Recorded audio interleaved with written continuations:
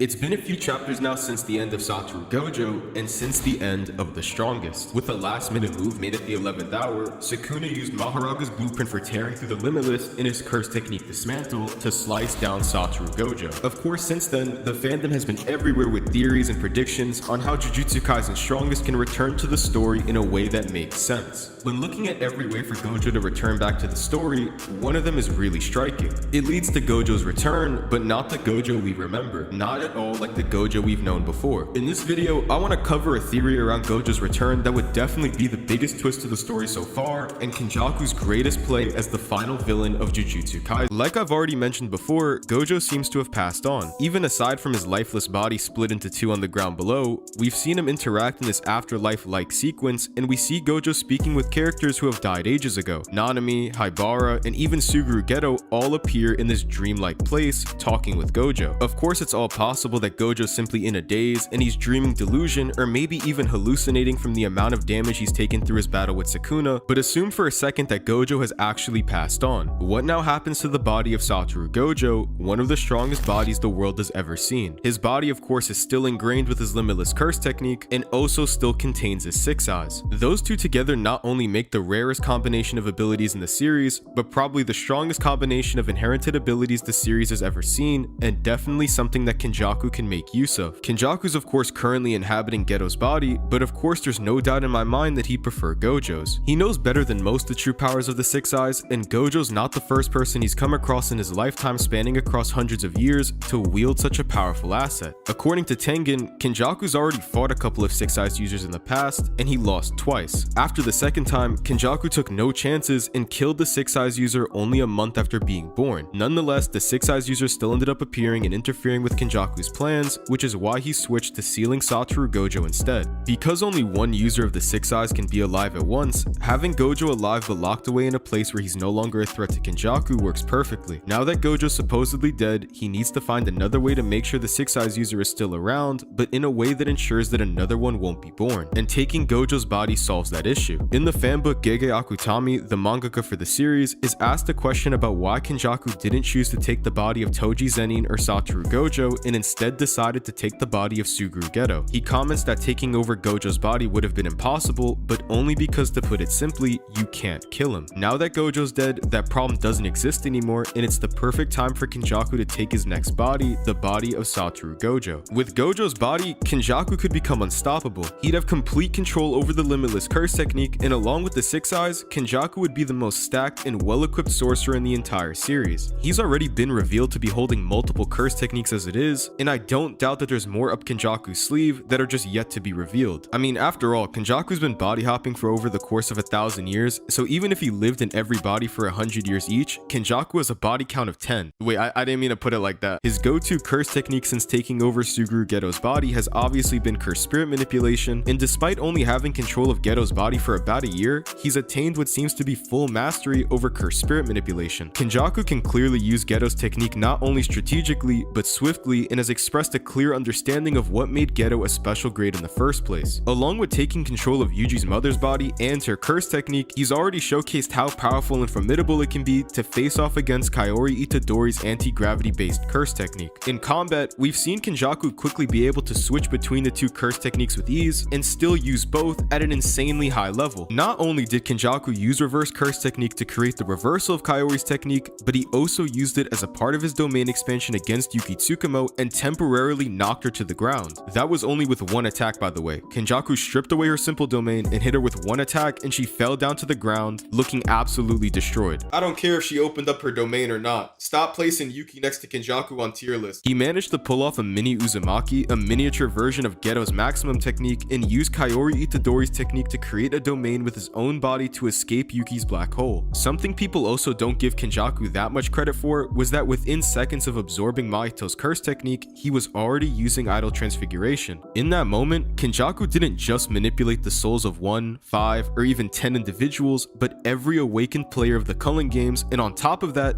those individuals who contain the souls of players from the past as well. Within seconds, Kenjaku used Mahito's curse technique on a scale that we've never seen Mahito perform on, and once again, without any practice from Kenjaku. Without a doubt, Kenjaku is one of the most adept users of Jujutsu in the entire series. His wide variety of high-level techniques prove to me that he'd have little trouble at all taking over Gojo's Limitless. The fanbook also says that Kenjaku has the memories of the bodies he's taken over, so in a way, Kenjaku's gonna have first-hand experience on what it's like using techniques like red, blue, and even purple. He's also gonna have all of Gojo's fighting experience against everyone Gojo's fought from Jogo, Toji, and even Sukuna, and also knowledge on Gojo's students like Yuta Akotsu and Kinji Akari. When speaking with Jogo before the Shibuya incident, Kenjaku clearly has more than a basic understanding of the Limitless. He explains to Jogo that Gojo's reversal red outputs twice as much cursed energy as blue, and he's even aware of how Gojo uses blue for high-speed movement, along with the level of which Gojo can use blue normally that would be effective against Jogo and Hanami in the train station. Not only that, but Kenjaku even tells Jogo that inside of Unlimited Void, anyone who touches Satoru Gojo is immune to the passive effects of standing inside the domain. Keep in mind that what Kenjaku just said hadn't actually been revealed yet and only implied, and the only other person in the entire series to figure this out was Ryomen Sukuna, who figured it out by looking through Yuji Itadori's eyes while he was experiencing the same thing live in person while obviously standing inside of the Unlimited Void. I honestly have no idea how Kenjaku learned this much about Gojo's techniques. Maybe it's from the memories he has from being in Geto's body, but that's just an assumption. The point I'm making is that Kenjaku clearly has more than a basic understanding of the Limitless Curse technique, which can definitely help him quickly get a grasp on Gojo's arsenal. Kaori's anti-gravity technique itself is just of course manipulating gravity, and the Limitless is just spatial manipulation, and they're not at all the same, but the experience can help Kenjaku get a faster understanding of the Limitless because of the similarities in between. So how hard would it be for Kenjaku to take over Gojo's body? The first real inconvenience that comes to mind when talking about if Kenjaku can take over Gojo's body, it's pretty obvious, but it's currently cut in half. But then again, considering how badly damaged Geto's body was before Kenjaku took it over, I don't doubt it's still possible. Gojo had full-on unalived Geto before Kenjaku took over, so it's not like Kenjaku needs Gojo's body to be in some sort of functional condition to take over in the first place. It's also said in the fanbook that the only thing that Gojo could have done to prevent Kenjaku's takeover was to fully burn Geto's body instead of handing it off to Shoko. You can also find in the technique's description that it's called the technique that exceeds biological reasoning. With these two things in mind, I don't doubt it's possible. Kenjaku also seems to be more than capable of using reverse curse technique to repair his own body during his fight with Yuki Tsukumo, so worst comes to worst, it's not like Kenjaku couldn't just apply some reverse curse technique. Now, one thing to keep in mind that we don't really know for sure is that if Satoru Gojo is actually dead, can Kenjaku take his 6 eyes even after Gojo is passed? Like I mentioned earlier, only one user of the 6 eyes can exist at the same time, so no 2 users of the 6 eyes will ever coexist. In the small window between Gojo's passing and Kenjaku's takeover, if another child is born with the 6 eyes, I think Kenjaku's out of luck. Aside from that being the craziest coincidence, to prove that Kenjaku has the worst luck in the series, I don't think it ever actually happened. Tengen, the Star Plasma Vessel, and the 6 eyes are all tied together by fate. Kenjaku already killed the 6 eyes user before, but it didn't change the fated day where one would appear during Tengen's next merger. But now on the other hand, things have changed completely. Tengen's currently being controlled by Kenjaku, and he's already taken out the last Star Plasma Vessel Yuki Tsukumo, and there's more missing pieces this time than just a 6 eyes user. From what we can gather, Gojo's body should still be on the battlefield along with Kenjaku's cursed spirits. Using these spirits, Kenjaku can have constant surveillance of the battlefield and can even see the fighting ground so clearly that he can track those like Maki Zenin who normally can't be located due to her lack of cursed energy. Using these spirits, it would be incredibly easy for Kenjaku to locate Gojo's body and take control. It's an easy power-up for Kenjaku and an even more formidable threat to our heroes, even surpassing Ryomen Sukuna. Gojo's students taking on an evil version of their sensei would be harder than it seems. Gojo had trained his mind for a month to feel comfortable taking on Sukuna, but even at that,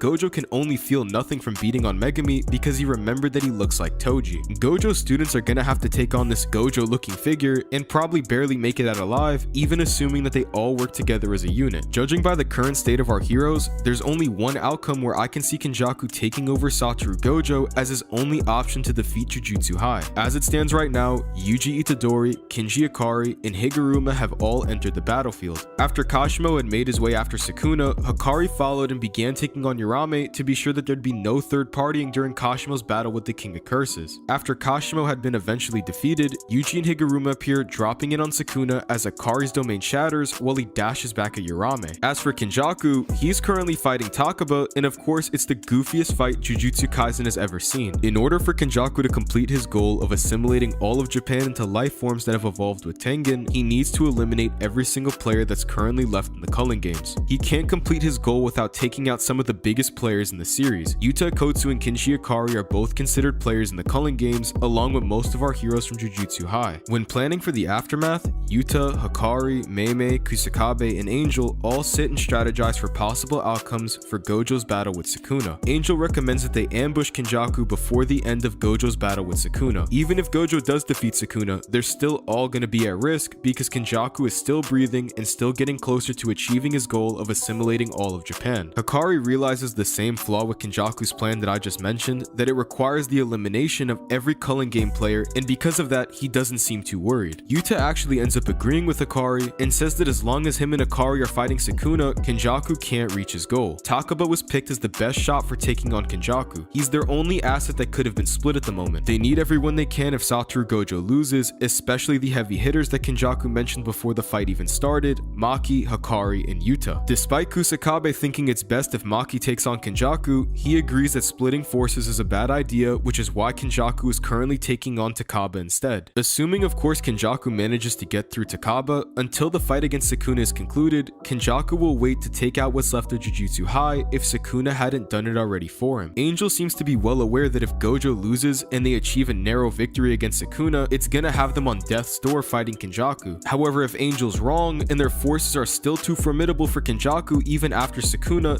that's the only outcome that I believe it's necessary for Kenjaku to take control of Satoru Gojo to assimilate all of Japan. I don't really think it'd be needed in really any other circumstance for Kenjaku to take over Gojo's body. For the sake of the video, let's assume that for a second that exactly what I described does somehow actually happen. Sukuna is defeated and Kenjaku takes over Gojo's body to eliminate the rest of the Culling games. Can Jujutsu High still survive? Honestly, their chances are pretty low, but I don't think it's impossible, especially when considering how strong they must have became when they were fighting Sukuna. It would completely depend on their state after taking down the King of Curses, and obviously their chances are going to skyrocket depending on how fit they are to take on Kenjaku next. Defeating Sukuna is already an impossible task in itself, and it takes a massive jump in power for our heroes to make it out in the first place. Many in the fandom believe that the jump in power that I just described is impossible because of the massive gap that currently exists even just between Satoru Gojo and everybody else around, so much less Ryoma and Sukuna. But then again, throughout Jujutsu Kaisen, we've already seen massive jumps in power that have completely flipped the odds and the rate of success for our heroes. During Gojo's second round against Toji Zenin and Maki's second round against Naoya, we've seen shifts in mentality that led to both of these characters getting blitzed by their opponents to taking them down with little to no difficulty. Again, I don't think seeing massive jumps in power would be that crazy, but maybe it is a stretch to believe that any single one of them can overpower Sukuna, but then it's important to remember as well that they're all fighting together as a unit for a reason. Out of everybody at their disposal, they chose Takaba to go after Kenjaku because they know they need all of Jujutsu High's strongest fighting together as one. Gojo said before that many of his students have the potential to surpass him one day, and 3 of those students have already reserved the right to enter the battlefield. They have the room and the potential to grow, and defeating Kenjaku inside of Gojo's body serves as another way for them to fulfill the narrative for Gojo's students becoming even better than himself one day.